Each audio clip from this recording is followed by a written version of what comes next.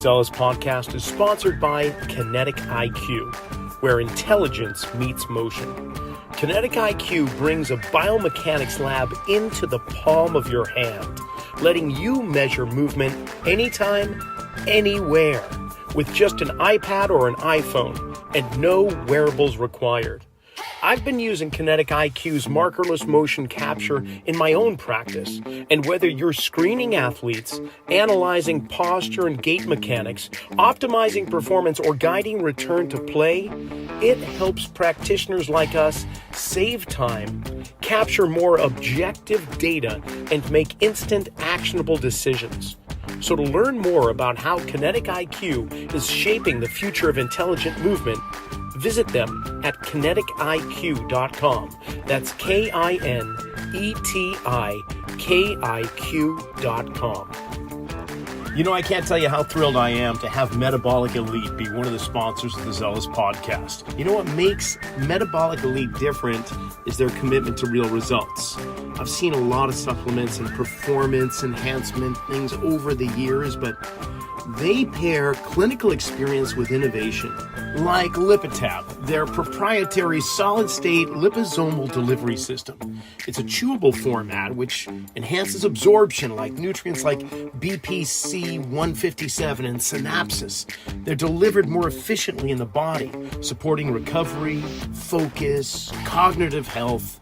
Their formulas go beyond the basics, solving performance health challenges at the system level.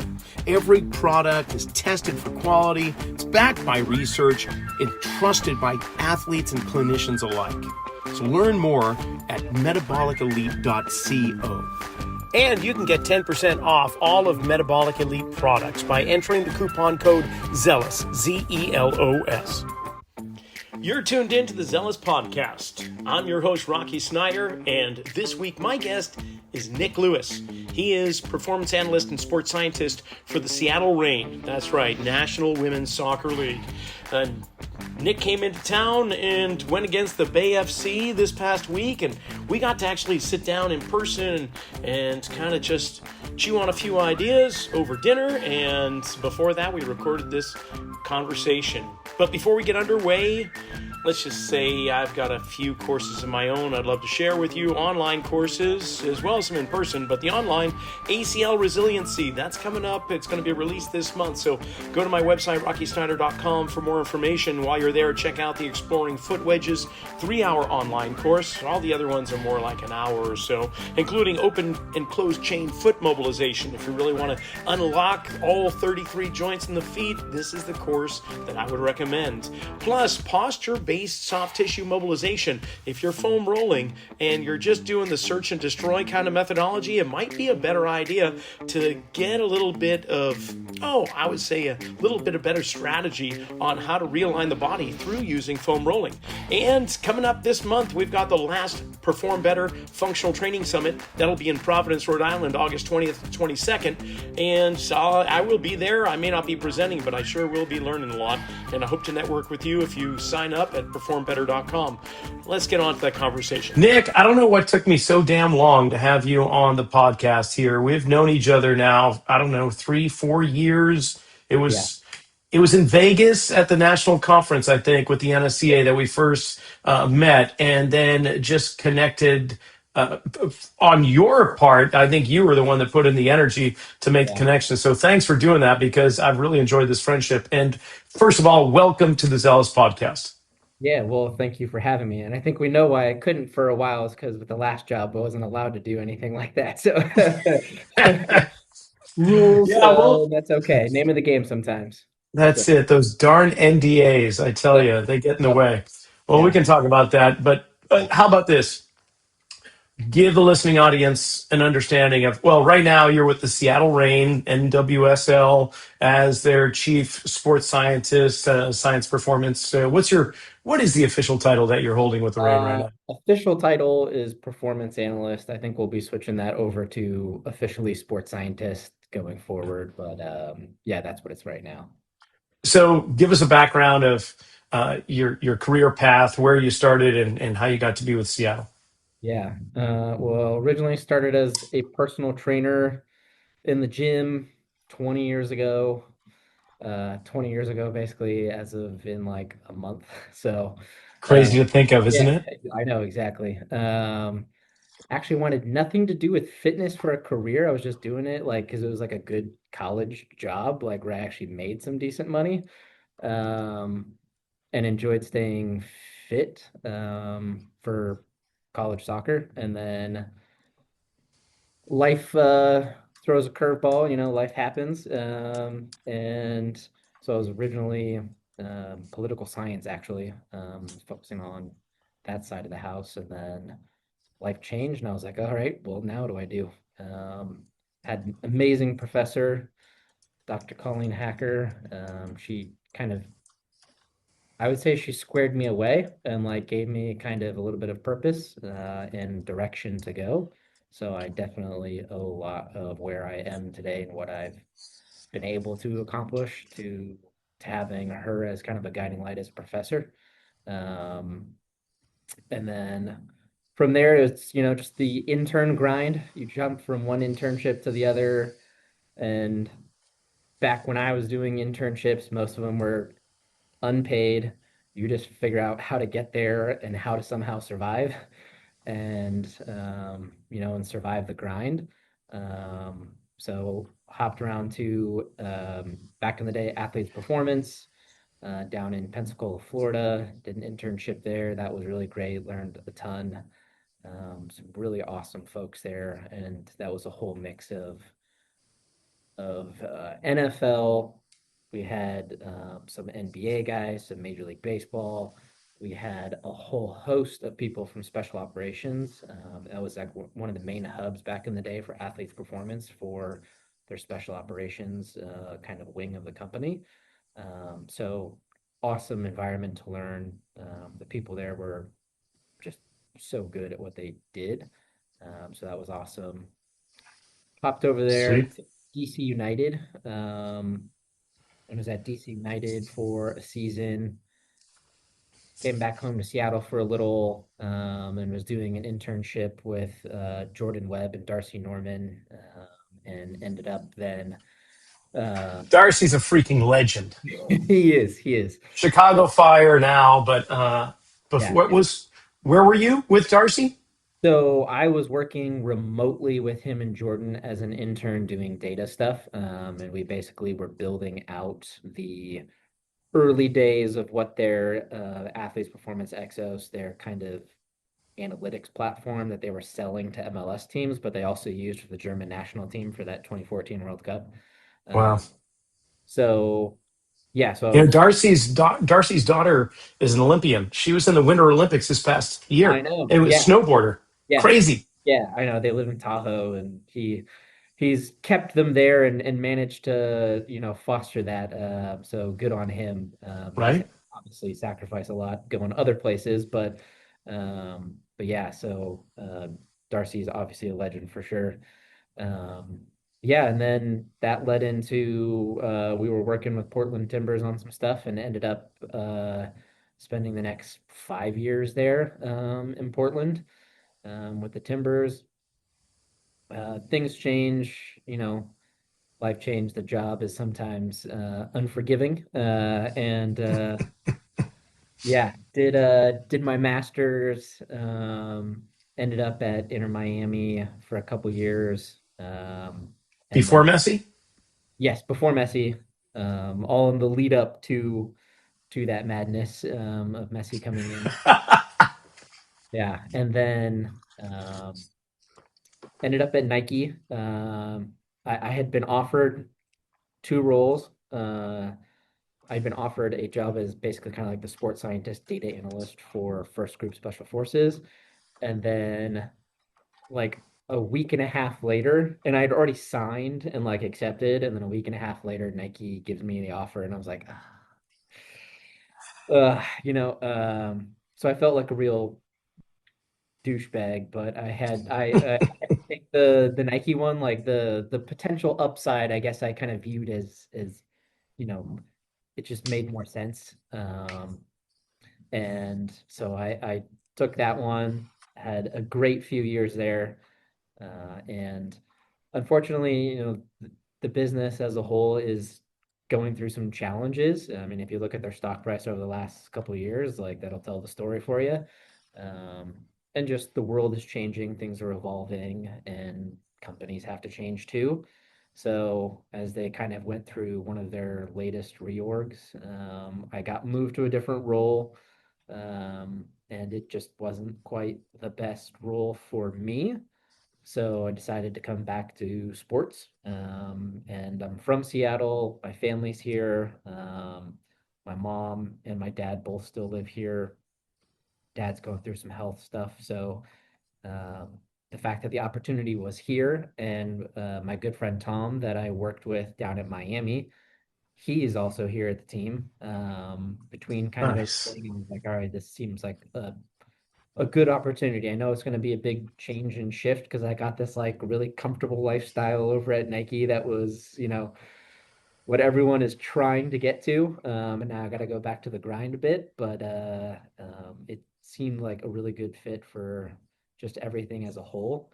And so I decided to come on back, and it's a new challenge too, because things are definitely different on this side of the house compared to being on MLS. So it's challenging me in new ways for sure. So I have to adapt and grow and get better.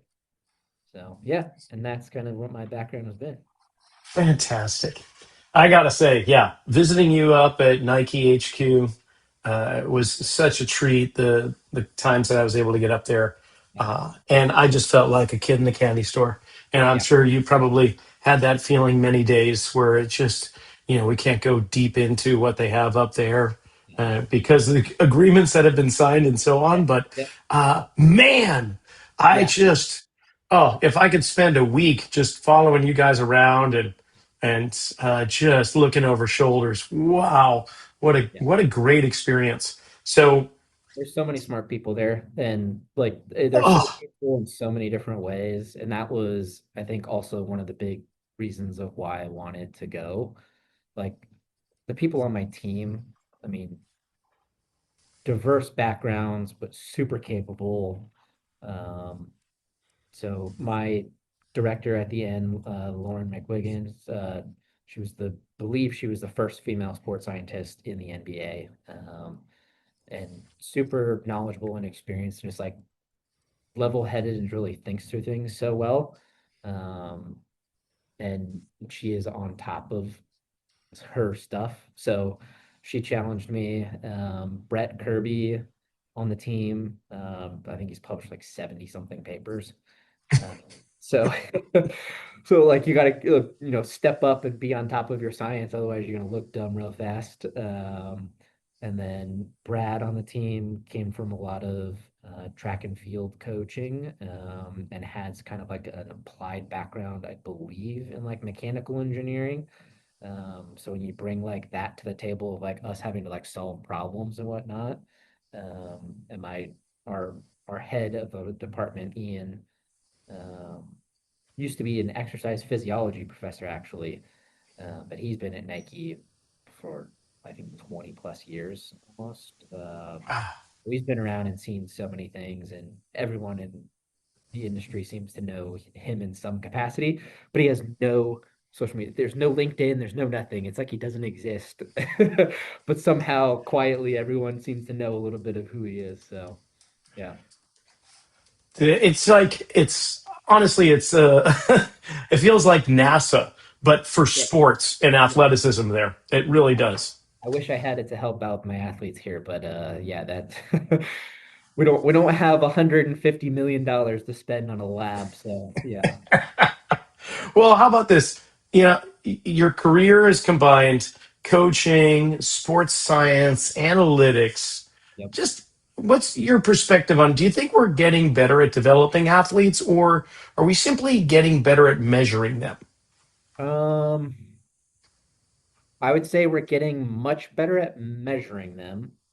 We are slowly getting better at developing them, not at the same pace that we are at measuring. Because we're measuring things really well, but there's still so many unanswered questions. So either our measurement is useless or we're not measuring the right things.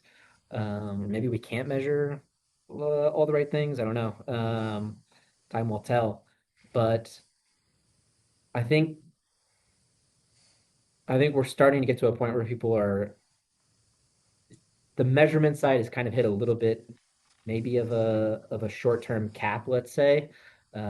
It's getting kind of hard to push it further than what it is at this second. And now other people are starting to focus on the mind-body connection and everything else kind of again. So one side of the scale pushed really far and it's kind of hit its block and nothing is really progressing too quick on that side. And then the other things are going to catch up is kind of how I see it. But I think that there's still a long ways to go on developing athletes. And especially on the women's side, in particular, at young ages, they don't get exposed to anywhere near as much elite training. Um, the way that we encourage young girls to play versus how we encourage young boys to play very different, and how that also clearly comes and impacts physical development characteristics and all those types of things. So I think there's still a long ways to go on athlete development, and especially Yeah. women's space, because I'm of the opinion that we need to get to them even earlier than you do boys. And it's not rocket science, like they physically mature sooner than boys do. However, who's who's got a program that's trying to get after that younger group of girls and trying to start to train some of those movement skills and some of those patterns at that younger age? Like nobody, not that I'm really Right. aware of. Um, but Not across the board, not like from a national campaign perspective. You're right. no, yeah, Absolutely right. I yeah, mean, I do know that the NSCA and the organization SHAPE, which is in charge of physical education in public school system across the nation, are yeah, starting to gather together, and they're yeah, starting to kind of collaborate on curriculum in physical education that breaks away from the competition and sports centric kind of format that they've had for the last century, which it just pigeonholes people. But here's in terms of athletic development, and I know you've seen this, dude. I know you've seen this kind of comparison video on YouTube between Jesse Owens and Usain Bolt, and yeah, looking at the how if we took Jesse Owens off the cinder track, gave him the same equipment as Usain Bolt, comparing it using whether it's AI or whatever that program they used, how close or how far apart would they have finished 100 meters? And it was pretty darn close. So yeah, you figure that's almost 100 years, 1936 Berlin Olympics, and Usain Bolt was like 10, 15 years ago. Say 80 years difference in between those Olympics. There hasn't been a great change, at least for that distance. yeah. Yeah, that's true. I mean, there is somewhat a physiological cap. I don't know where is that cap. I don't know. I can't say. Maybe it's way faster than what it is. I don't know. Don't But know. yeah, But then you got Sebastian Sawe and the other guy whose name I will never remember that also finished yeah, sub 2 hour marathon. But then I find out, well, they've got some insoles that were giving them more efficiency in terms of absorption and spring. yeah. So that would probably Elliot Kipchoge, and the Thank people. you. Yeah, yeah.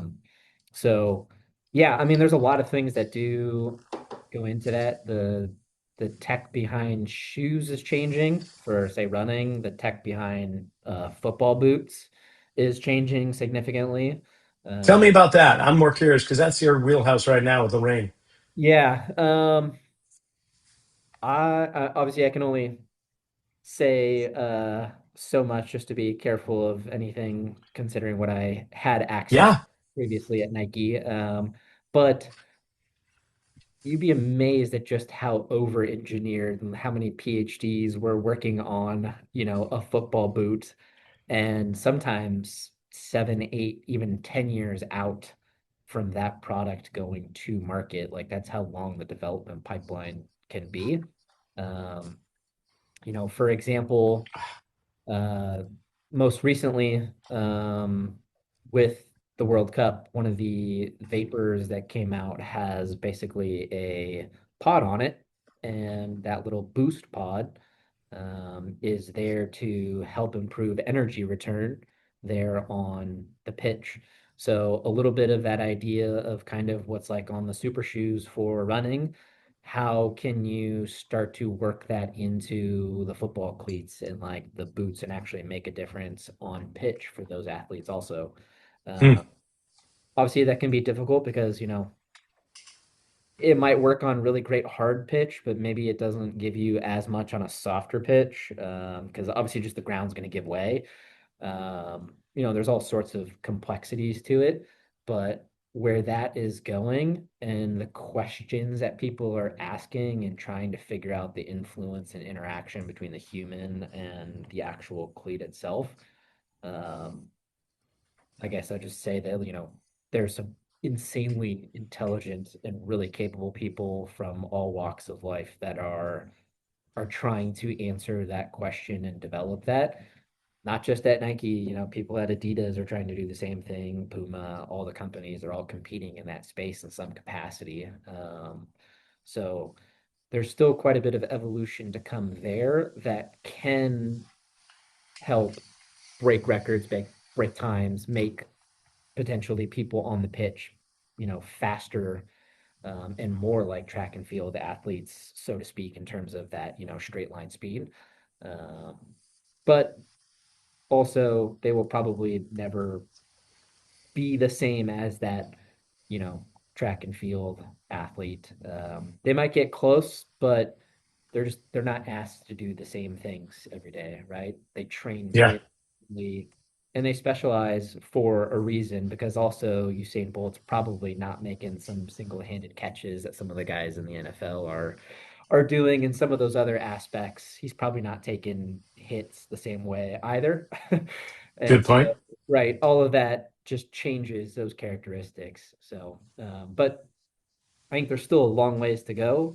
There's still a huge potential, and there are people really trying to figure out how to break down those barriers, and figure out what is possible, um, from just the human physiology standpoint and from boots and shoes and all of those things, how those can help people surpass that.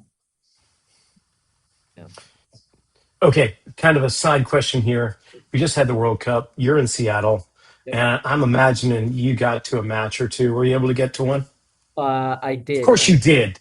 Yes, I got to go Okay, to. make me jealous. Make me Yeah. jealous. Which ones?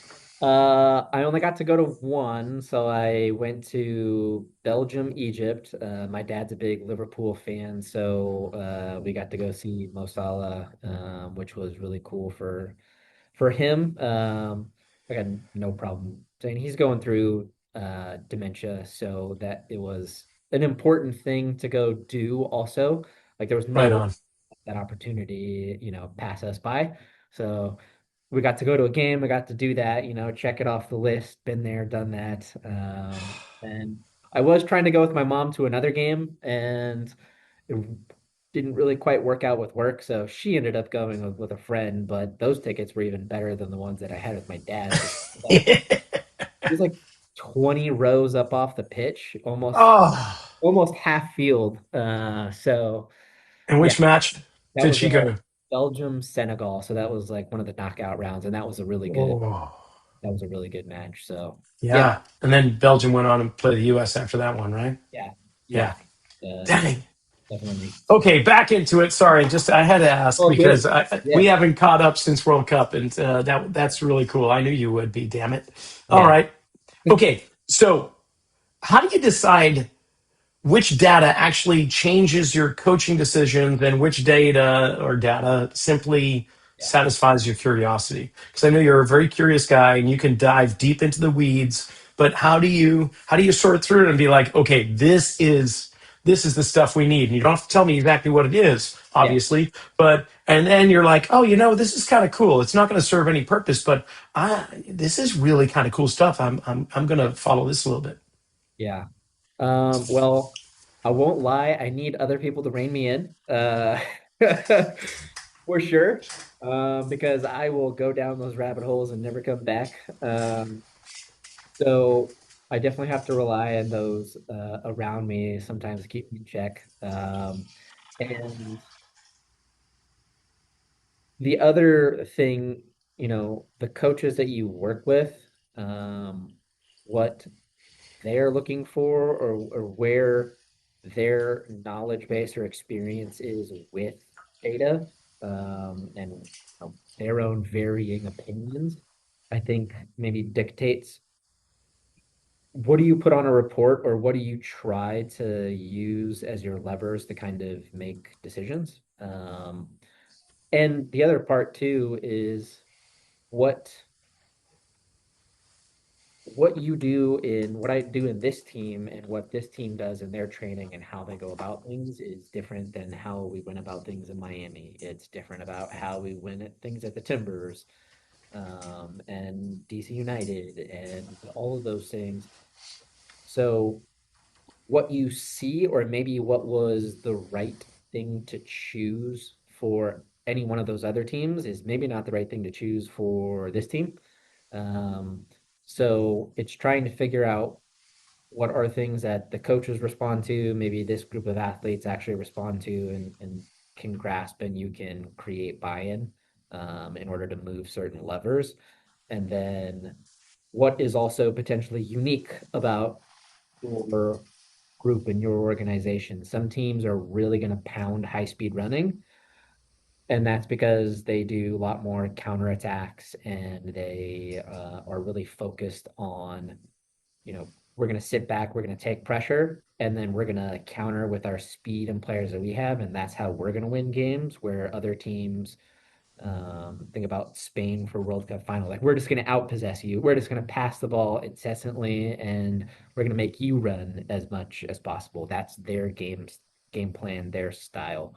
So the same metrics will, high speed running would still be relevant to both sides of the house, but maybe on that more possession dominant side, I need to pull out different things. Or we have to be maybe on that group, they're not getting as much high speed exposure. And so then maybe high speed is actually way more important to pay attention to on this side, because I need them to get those exposures. So I would say that that's probably the biggest thing is coaches, what can my performance staff feel like they can influence? What can people feel comfortable with understanding? And that's the basis to start. Once you've got that starting point, then you can start, dribbling and leaking things in, and trying to move it a certain direction once you have a better grasp and understanding. Um, and then when it comes to the rabbit holes, yeah, I'm always chasing something, because there's just always more to learn, and there's just always a better way to do it. And I don't think anyone's there yet to have figured out the best way to do it. So I'm just going to keep on pursuing, like trying to find more and more and more and more. Like, there's got to be a better way than this. How do I find it? What layers do I need to peel back? And that's just a never-ending game, so to speak. But yeah, the short answer is I need others to rein me in and give me some guidance, but I will try to make it too complex. And so there's the yin and yang kind of side of things, in how it works, in our. Sure. Sure, I get that. Okay, so this brings up so many questions in my mind. I'm going to try and take one at a time. Let's Yeah. just take GPS, Yeah. and I'm curious: do you have, whether it's match footage or practice footage, video footage that is side by side with your GPS analytics in kind of in real time, so that you understand situationally what you're seeing on the GPS screen based on what the players are doing on the pitch? I would really love to get it to that point. It's not there yet. I think as the industry as a whole, there are a few people that are starting to push for it, which is like qualitative and quantitative metrics in that, like, basically what is happening on pitch in terms of the technical and tactical side, and then what is happening at that same moment with the physical side Exactly. that we see from the GPS, and like how do we put those things together. Um, that's a bit of kind of the mecca at this point. There are, as far as I'm aware of, a couple of organizations out there in the globe that are putting that together and are kind of figuring that out. I'm going to say that that's probably all sitting behind the scenes and proprietary, and they're not publishing papers on those ones. Mm, But maybe eventually, once it's, becoming so readily available. But say WSL in Europe right now, they now have a deal with sorry, not the company. one of the Go. GPS companies. Yeah, it's one of the GPS companies, but basically it's LPS, but they have a chip in the ball. So they're also tracking Oh, metrics plus the player physical metrics, and it's all being pulled into the same platform and system. So those people are getting opportunities to have that kind of like relationship between what's occurring from technical tactical, maybe kind of the motor learning, yeah. uh, in that greater sense than the physical. Then you still have to put in, probably your markerless motion capture in there of like, all right, well, what does that look like in terms of like movements and body positions, kind of like three pillars, so to speak, maybe of finding mechas in that in that data. But I am not, or I don't know that anyone in the US is maybe quite there yet, as far as I'm aware of from any experience or people that I've talked to or whatnot. There's just like a couple teams in Europe that have Hmm. paid to have, those kinds of things be Because that answered. would tell I won't say the full story, but it would fill in so many gaps if Yeah, you're only exclusively looking at the data or yeah, you're only looking at video of play. Uh, yeah, Combine them to go both together makes sense. Okay, how about this? Small sided yep, versus full pitch. yep. What are the biggest things in regards to data that you're looking for? Or let's just, rather than put you on the spot with Seattle Rain, if you were teaching me as a fledgling sports scientist, what might you recommend I look at with small-sided matches or practice compared to the actual match day or full pitch? Yeah. It's actually a difficult question that a lot of people are trying to find the Well, right. that's why I'm asking you, dude. Yeah. You're brainiac, man. And You put me in so, the dust. yeah. So one of the better ways to go about it is with the raw data. The it's not going to be summary metrics of someone ran, 1,000 meters or something. Those summary metrics are definitely going to be missing a lot of things that occur in the small-sided games themselves. And that can be dictated by the space and the size. And what happens is, so something that maybe you would pay attention to that everyone knows it kind of inherently makes sense because it's occurring all the time in these small-sided games or small drills is like accelerations and decelerations, right? They're spending a lot of work and effort at those aspects, and there's a great mechanical load. However, you're not seeing it really occur in your data because the way the GPS systems and things are set up is intentionally to try to, all right, I count the number of times they got above a certain threshold. Well, the problem is because I'm moving back and forth so many times and I'm doing it in such a short period of time and I only have so much distance, I don't cover enough distance to get that peak to go high enough for it to register as like a new event. So it doesn't count. Mm. same way. So you can't really see the level of efficiency because this goes back to the previous topic about fatigue and trying to out fatigue, having the opponents fatigue sooner than your players, right? So, I mean, if we could look at metrics in such a way with small sided, can we see there's an efficiency of movement? Do Yeah. you know where I'm So going? yeah, so the the raw data is where the answer is going to be, because what you're looking for is like how Jace Delaney is the one who kind of originally pushed this forward, but kind of the game speed metric, as it's called, which is the basically the average change in like basically acceleration that you would see from the raw data. So when you're changing those velocities a lot, you obviously are doing a lot of work. You may not be getting to those high thresholds, but you're constantly changing. And so that average change in velocity and what that's going to look like in raw data versus what happens in a match, they are very different. But also, depending on how long the drill is, if you go through his work, you can find kind of a bit of a balance of where if I let this small sided game play out for 7 minutes, it gets much closer to the speed that would happen in a match. Versus if I only let it go for 4 minutes, I might be maybe above or maybe I'm below. I don't know, just depending on whatever the drill is and how things play out. So when it comes to looking at small sided games, raw data is like the big go-to to be 100% like accurate, like that you're clearly defining that something is going to be more difficult than the other. um, if you're lucky enough to have athletes that are wearing heart rate, because that is a mixed bag depending on which team you're on. And also some athletes are just going to throw it in your face and like, I'm not wearing that.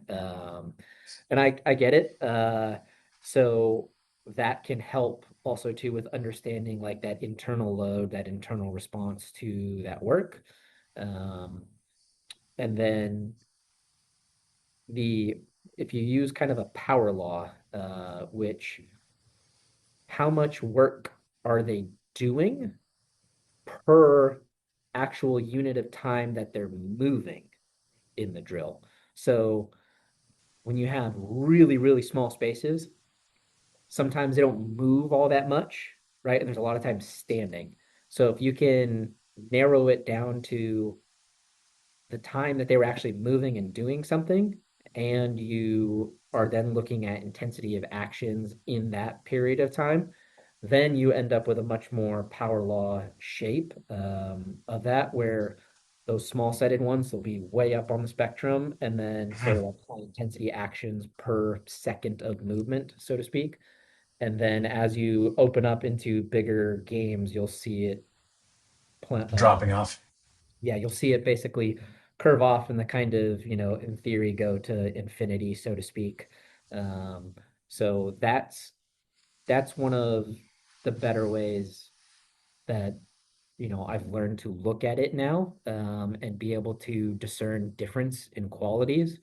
But it's also a space with some new technology coming out that we might really have to rethink how we're looking at small-sided games, and how that compares to match also, because there's some evidence that certain games are potentially actually causing short-term and temporary occlusion in the muscle. So Oh, depending on, what you're actually what that drill actually is, some of that stimulus that you're getting is actually from some level of occlusion. And that in and of itself might very much change what the properties and qualities are of that, in particular. So, yeah, so when it comes to that's like SMO2 monitoring, there's some really interesting things in research coming out with SMO2, and it's showing that in certain intensity of exercises, They're just starting to leak it into football now, global football. But the fact that they found stuff in other exercises and other activities and stuff that I have seen and been a part of in my past, there is evidence that there is occlusion occurring. So that adaptation in certain drills may be very different than what we think it is. We're just going to take a quick pause from this conversation to acknowledge our sponsors, and then we'll be right back. The Zelos Podcast is sponsored by Kinetic IQ, where intelligence meets motion. Kinetic IQ brings a biomechanics lab into the palm of your hand, letting you measure movement anytime, anywhere with just an iPad or iPhone. No wearables required. I've been using Kinetic IQ in my own practice, and whether you're screening athletes, optimizing performance, or guiding return to play, it helps practitioners like us save time, capture more objective data, and make instant actionable decisions. So to learn more about how Kinetic IQ is shaping the future of intelligent movement, visit kinetikiq.com. That's KINETIKIQ.com.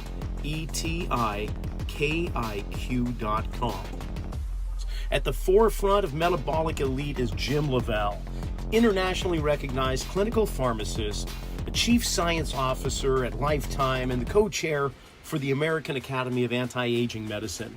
He's got over 4 decades of experience and has guided Olympic athletes, professional teams, and leading health institutions.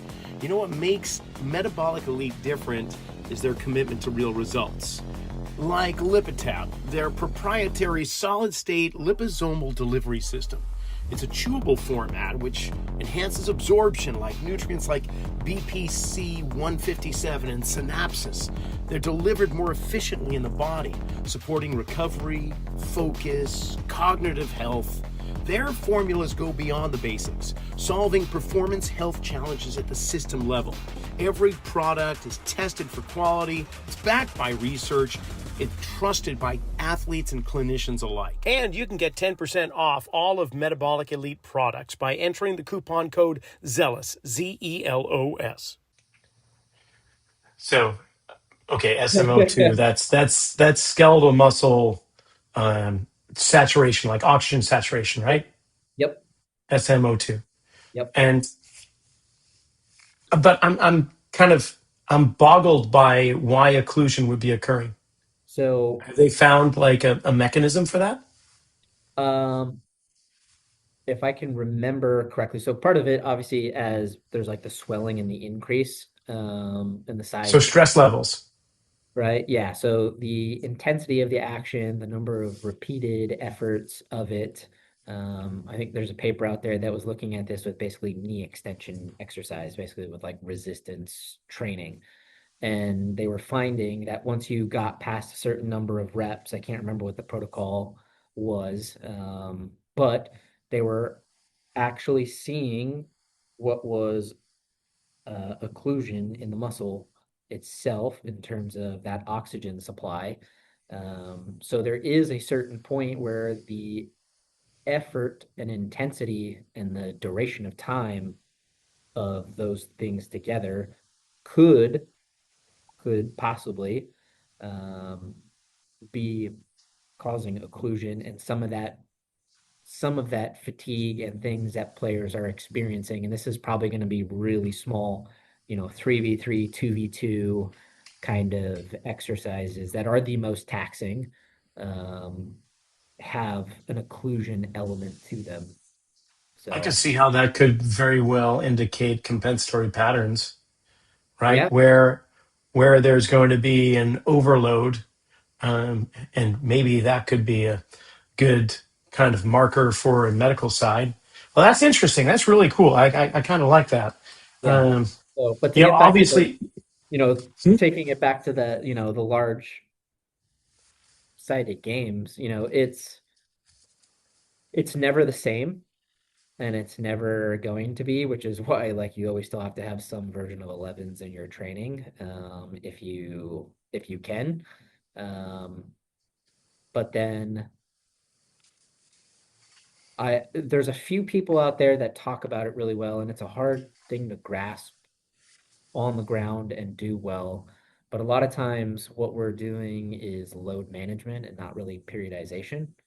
And if you get good at understanding the periodization and like being able to grasp all that complexity, I've seen it before, where people are like, hey, our big loading day, maybe they're not doing full 11s, or they're doing, a very short kind of tactical version of it, but their big loading is going to be 7 aside, and they're going to staircase that for a couple weeks, and they're going to spend controlled windows where, hey, our loading day, our day to actually adapt, so to speak, and get better, um, is going to move within kind of like a certain idea, in a much more kind of controlled paradigm, which is a little bit more like Verheinen, and kind of using Verheinen's concepts in his idea of blocks and windows, but people still being really clever about using it inside of, something like periodization, or some of the other, periodization models out there. So that is it's a difficult place to grasp, but you always want to have some level of your 11's exposure. Your small sided game is never going to quite be the same. You use the data to try to figure out how close can you get that to the same intensity and like work rate. And then how can you just, if you're in the right environment, can I progress that over the next couple weeks and get that proper exposure, and development for those athletes, and then move on to the next aspect of whatever we have in the plan, in that periodized plan for those athletes and for that team. But yeah, I mean, that whole topic is so difficult, and no one really has like a great answer. Uh, they have Where do you see it being in 5 years? You think the answer will come, whether it's with the help of AI or any other technology? I think we will get much closer. Again, perfect is always difficult. I think with technologies like the ball tracking stuff coming out, I think with some of the other kind of internal monitoring that we're becoming more capable of, all of those types of things starting to come to the table and now influencing decision making. As all of those things get there, and we also move towards more of a kind of a mechanical and physiological driven GPS that's not just, hey, did they run 500 meters? I can have someone, run 500 meters of high speed running, but the way that I can just blast them with 500 meters, or I can have them spread out 500 meters over 45 minutes, those are two very different adaptations. And so as we get better and people are moving towards more mechanical driven load monitoring, towards more physiological characteristics, as a whole, I think we will get much better at it. Um, the biggest barrier will be, because it's difficult to also explain and grasp, is how do you get coaches to also buy into that, Mm. get the players to buy, and that's always the most difficult, always one of the most difficult things, and that's okay. That's part of the challenge and part of the environment. And sometimes you also have to realize that you might be right from the physiological perspective, but from the technical tactical of what those players need to actually get better for what the problem is, or where they're maybe lacking on field, technically that should take precedent and should probably be the most important thing. And so then you're trying to figure out, all right, how can I let that be first and still try to find some middle ground, and also, keep your dignity and your sanity of not blowing up and thinking that everything is the end of the world. We have a Well, if you tendency. figure that out, you can write a book and retire. We Damn, have a man. tendency to do that in the strength and conditioning world and environment. We're trying to get these specific physiological things in training or make suggestions towards that. And when it doesn't happen, the sky is falling, so to speak. But it's not. Many times it's not. So sometimes we gotta, swallow our own ego a little bit. I hear you. Okay, how about this? We're coming near the end of this conversation, unfortunately, because I know we could keep on going, but Yeah. I can't take all your time. I've got some rapid fire questions. You game for a little just in your face kind of thing? Okay. All right. The more Okay. rapid I can come up with the answer. All right. Let's see. Data or intuition?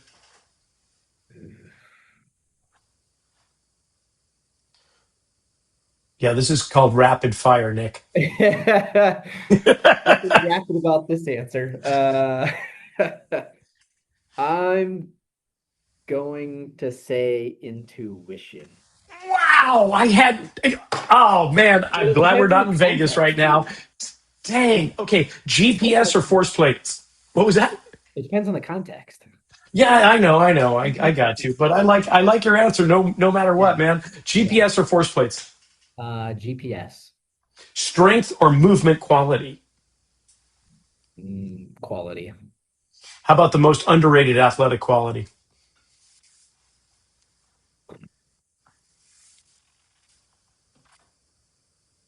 And no rapid answer to that one. Mm. The most underrated. I don't know, because everyone always just wants to emphasize whatever is strong, so to speak. So, Um, Okay, we stumped you on that one. We're going to move on. How about this? biggest thing is What? between the ears, though. I mean, that's quite literally Yes. like, I guess maybe in an American sport model, like what's between here is maybe Mental performance. somewhat, yeah, the most underrated thing Yeah. because you have to be the best athlete in the world. But if you are more clever and more skillful and maybe like see again the greater picture better, so to speak, like you can still be the best in the world. So, Right on. Okay, one metric you never ignore.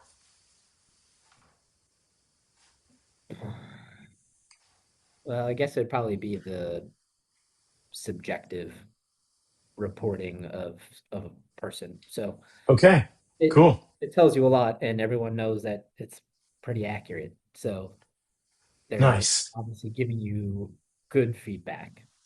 How about one metric coaches overvalue? Distance. Recovery or preparation? Which one? Say the prep. Okay. How about one habit every young sports scientist should develop? One habit. A habit.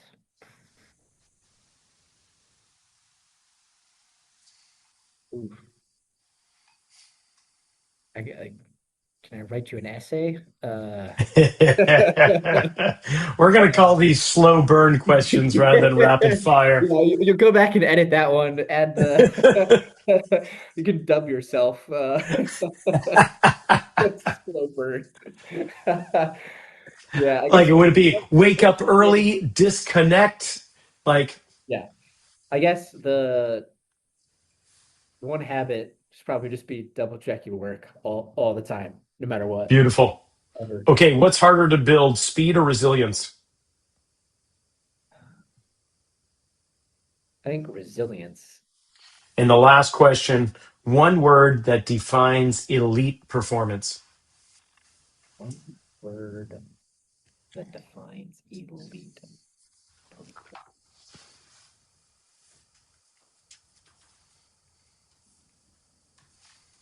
They're like really philosophical questions. I'm sorry, man. I know you were deep. I just thought I'd throw you these. uh, all those philosophy classes, my political philosophy minor doesn't help. Uh, Man, what defines elite performance? Well, I guess I would just have to say, bro, one word though. It's not one word.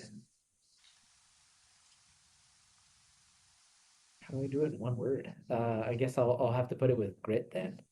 Okay. All Yeah. right. That's a good way out.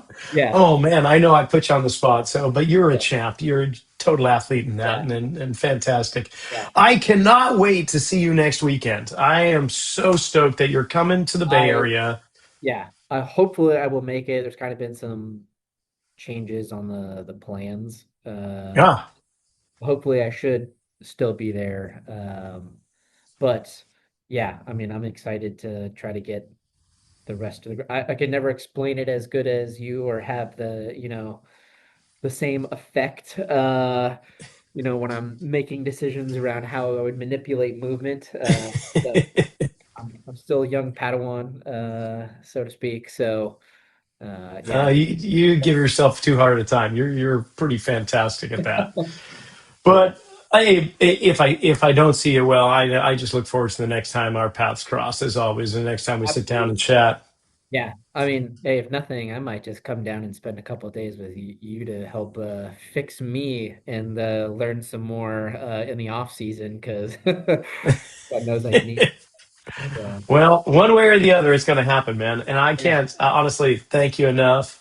yeah, I say the same thing to all my guests at the end of the podcast, but I am just so grateful. I really am that you take some time out of your busy schedule where we can sit down and have a conversation and you can teach me because that's all we've been doing right now is I've been asking questions and you've been giving me great information. So thanks. yeah. Giving you answers without giving you answers sometimes. Just the obfuscation of everything in sports science. I'm learning as we all get better at it, and the more you know, it's like the less you want to answer the direct question, just because like it depends on so many things. Yeah. Okay, we're going to end it with that statement Okay. right there. Perfect. Man, I tell you, conversations with Nick can get my head spinning something fierce. I hope yours is settled a little bit better than mine is, but I'm going to have to replay that conversation back just to absorb everything he was sharing. Remember, we've got the Perform Better Training Summit happening August 20th to 22nd in Providence, Rhode Island. It's the last one. Sign up at performbetter.com. Go to my website, rockysnyder.com, and check out my online courses. All of them are roughly an hour, except for one. We've got the ACL Resiliency course launching this month. We've got the 3-hour Exploring Foot Wedges course. Also, if you're into feet like I am, you've got open and closed chain foot mobilization, hour-long course to teach you how to get that all done. And then in terms of soft tissue mobilization, posture-based might be a way to go with another course. Well, that's it for me. Enjoy your week. We're going to hear from our sponsors just one more time. Thanks for listening. Remember to check out metabolicelite.co. Check out all the products they have on their website. Synapsin Pro is something I've been using to help stay focused without having to over-caffeinate myself. It keeps me in the zone so I can just really hone in on the things I need to achieve without feeling like, man, I got to reach for an energy drink every 5 minutes. Metabolicelite.co. And don't forget, Kinetic IQ. They've got markerless motion capture for morons like me. I can use their product with my iPhone or my iPad. I can look at posture analysis, movement analysis of any exercise, gait analysis. It gives me everything I could possibly want when tracking people's movements. So, check out kinetikiq.com.